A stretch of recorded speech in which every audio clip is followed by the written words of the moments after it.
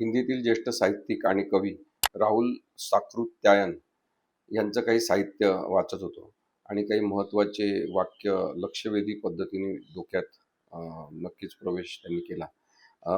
ते आहे की धर्म और ईश्वर गरीबों के सबसे बड़े दुश्मन है, असं त्यांनी म्हटलं.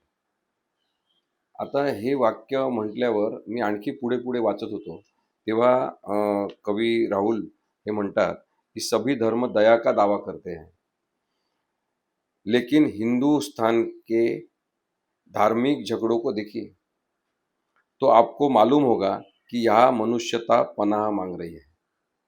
अत्यंत संवेदनशीलता ठेवून जेव्हा एखादा माणूस विचार करतो या भारतातल्या सगळ्या परिस्थितीचा, तेव्हा हेच चित्र आपल्याला दिसते की धर्म आणि ईश्वरच खरं गरिबांच्या विरोधी आहेत.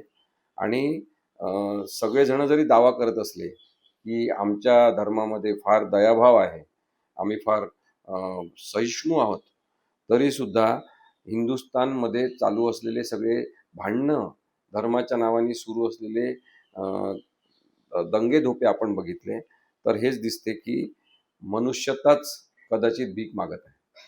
आपल्याला धर्म खऱ्या अर्थाने पाळता आला पाहिजे, जोपासता आला पाहिजे आणि आपल्या वागणुकीत तो आणता आला पाहिजे.